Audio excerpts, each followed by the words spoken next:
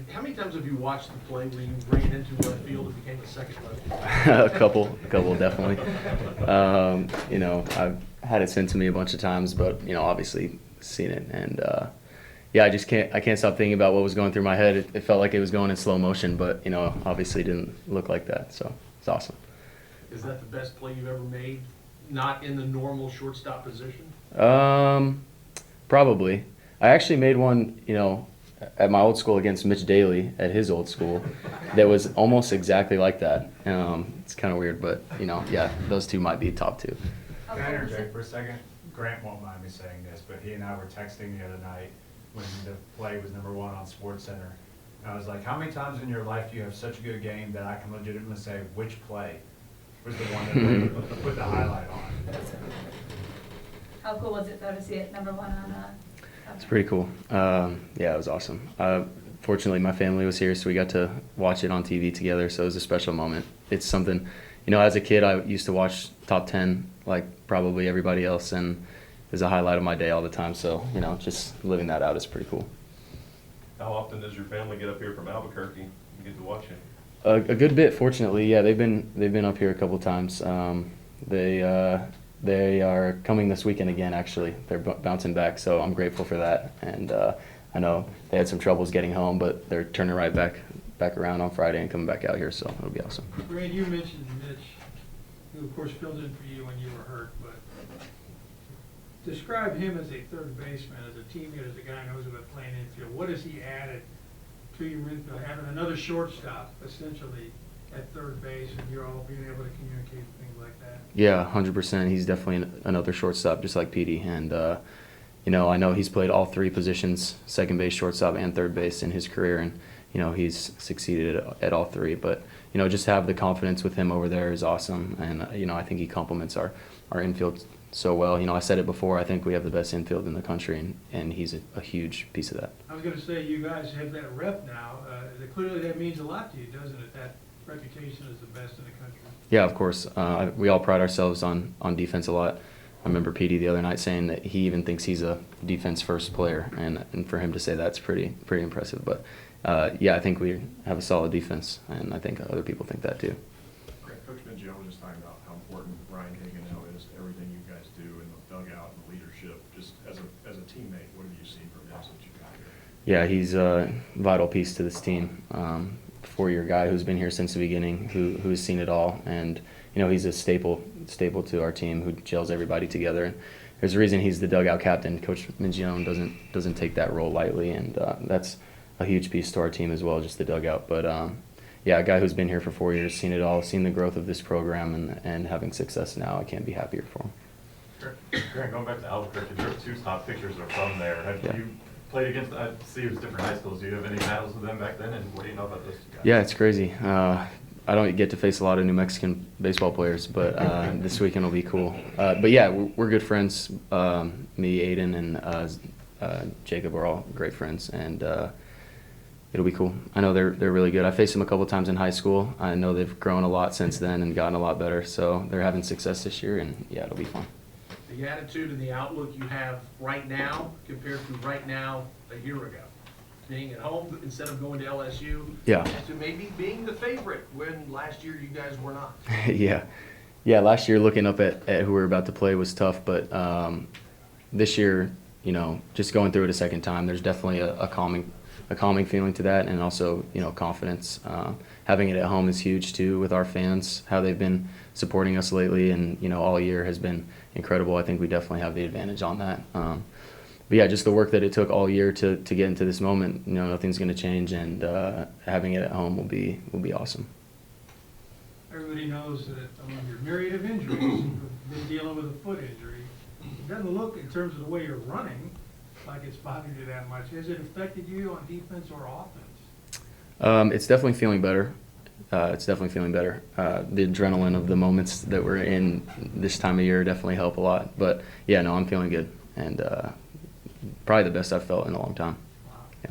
Grant, Coach Mingione just talked a lot about you guys living in the present, right, and not the past or the future. And what does that look like for you guys as players, especially here this week when you guys are entering a big-time moment coming up here on Saturday? What does it look like for you guys as captains to gotta keep things full. Yeah, kind of just the same message that we've had all year. No game is bigger than any other game in our eyes, and obviously the situations are going to change, they're amplified, but in terms of the way that we approach the game, our preparation is going to stay the same. If we have anything to tweak out this week, we'll get it done, and then go into the game and treat it like a normal game. But I guess you do want to win this one a little bit more than games earlier in the season, just because of the moment. But nothing different, no different message from the leaders on the team, from the coaches on the team, which is something that I think is a strong suit of this team. Is that a unique characteristic of just from other teams you've been on? For you guys to be able to just focus, are you guys better at that than maybe some of your other past experiences? Is that extreme? Yeah, I definitely think so. Our ability to, we joke about expiring at midnight, but, it's not really a joke, to be honest. As soon as the clock hits midnight, we're focused on what it takes to win, and we're not as concerned of just the end result of winning. And Coach Minch does a really good job of providing the things that we need to do to win, and not just, talking about winning. And I think that's a big difference. How much do you Talking about study those the timeouts that you all will use? Is there a typical way those go? Are they bringing the ideas, or players kind of chipping in what they think? Yeah, it's kind of funny. I can kind of tell when Coach Amo wants to take a timeout, because his body language kind of changes, and you can tell he's like analyzing the situation, and then he'll kind of just start walking out and call timeout. But yeah, so the coaches will meet first. Us players will kind of meet, talk about maybe if it's a new pitcher, what the guys on base have seen, to try to help you. We'll take a break, kind of talk with each other, and then the coaches will come up, and it's honestly kind of a conversation. It's not like them telling us what to do. It's like, what do you think about it here? They get our feedback, and then we kind of make a final decision and go from there. And I know other fans at other places and other teams hate those meetings, but it's good for us. One or two more, Is and it Ryan's tough? on his way down. Is it tough when maybe you're being asked to bunt and you're wanting to hit? I mean, is there ever any pushback or anything like that? No. Especially in these moments, whatever the team needs is everybody's going to do. I'm not just the only one that's going to say that. Ron has 20 homers this year. He'll lay down a bunt if that's what the situation calls for. That's a strength of this team. Like Coach Minch was saying, we have a lot of different ways we can win and a lot of different things we can do to win. And so any moment, anything that the team needs, everybody will do it. when you play a team? These 7 days, 6 days between games, how much has that kind of helped this team health-wise, and maybe just in terms of recovery, just getting in and being able to focus on that next series? Yeah, the break definitely helps. But at this point in the season, when you played so many games, it kind of becomes a routine. It's not a huge difference. So we'll approach this weekend the same, and it'll be fun.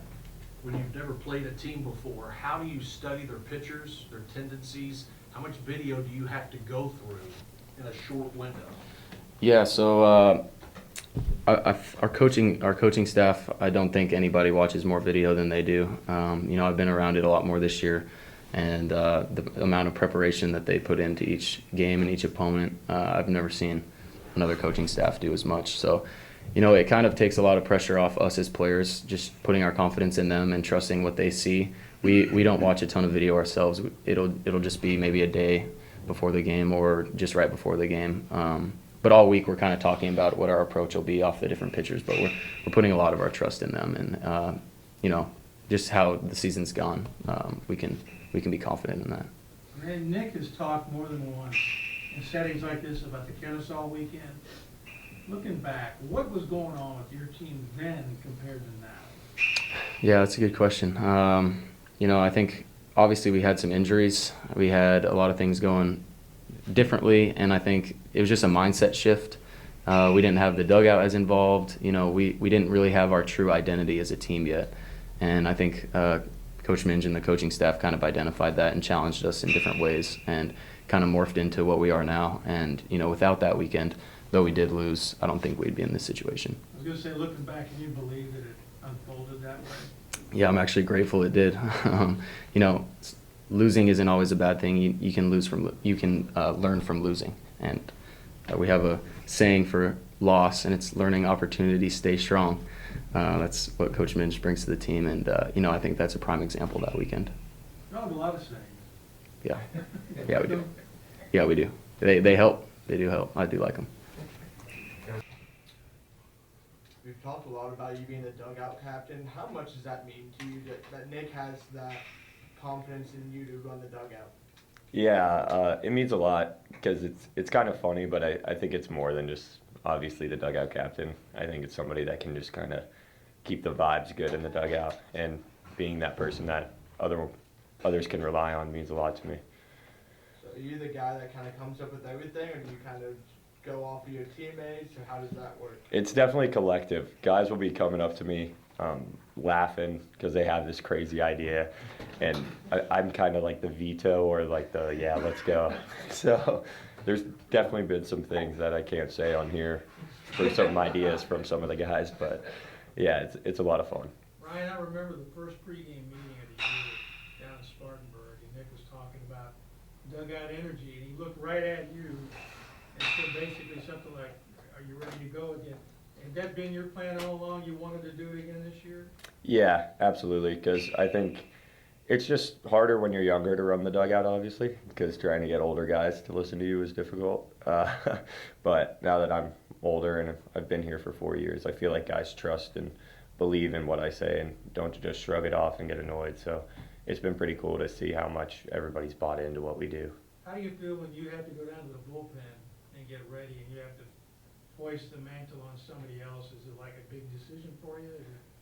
It's usually just whoever's been loud and having fun that day. I've been giving it to Patrick Herrera and Ben Higdon in the past, so whoever wants it. Ryan, how do you reflect on your career as a whole here with the injuries and maybe not, being the Friday ace that you thought you were going to be for a while, but then having this huge leadership role that you've developed the last 2 years? Yeah, I think, college has helped me realize that I'm a lot more than just baseball. So at first I was basing whether I was happy or not strictly off my results of how I threw, and I was getting injured and stuff like that, so that obviously wasn't working very well. And then once I realized I can have a much bigger impact in the locker room and with the team as well as on the field, that stuff kind of stopped mattering as much to me. So, a lot of people from the outside may look at it and think of it as unsuccessful, but I feel like I've grown a lot and become a much better person, and just every aspect of my life has gotten better. So I love the leadership role I'm in. That being said, you're obviously still very effective when Yeah. they have used you this year. How much are you kind of dialed in on the mound right now? Yeah, I feel really good on the mound right now. Me and the bullpen I've kind of been all over the place this year, doing every role. And throughout my career, there's not really a role that I haven't done. So, just trusting in the experience I have, and, knowing that the younger guys are looking to me in a lot of those situations gives me a lot of confidence. Is the role not having a defined role? I think so. Yeah, I think just kind of being ready for whatever situation. And I take that as a compliment from the coaching staff, because it's not easy to do, to go in the 4th inning some days and then go in the 9th the next day. Just keeping your mind ready for whenever. I guess that is the role, yeah. As a staff, how do you guys approach a super regional maybe differently than the regional format, knowing it's only 3 games? Yeah, I think this one's a little easier to approach because it's just like another weekend series. We have the same guys, and we're used to playing 3 games, and this time we could only play 2. So, yeah, I think the key is just win game 1, win game 2, and then see what happens. Grant said you guys don't really look at video that much of the opposition, but as a pitcher, if you're watching a game and you see, wow, the guy's got a hole in his swing, or certain pitches work, how much do you prepare on each batter going into a game or a series? Yeah, so the players ourselves don't watch a lot of video, but our coaching staff watches a ridiculous amount of video on our opponent, and they figure out all those things. And obviously it's on the scouting reports and stuff, and some guys like to look at it, some guys don't like to look at it. I personally, I trust in the coach's research, and if he's calling a pitch, I'm trusting that he's done his homework, and that, like you said, there's a hole in the swing or something like that. So they definitely put in the time doing that. That way we just go out and compete and don't overthink it. Ryan, since you're as well connected as anybody who's a captain on this team, emotional leader, how are the emotions on the team collectively right now? Really good. Really good. This team we believe in ourselves, and I think that's one of the main reasons we've been so successful. Especially, Coach Minch talks about don't listen to outside noise and all that, and he said that from the beginning. And I think that's helped us really just be comfortable within our own skin and know how good we are. So everybody's really excited. I'm sure we'll have those pregame jitters.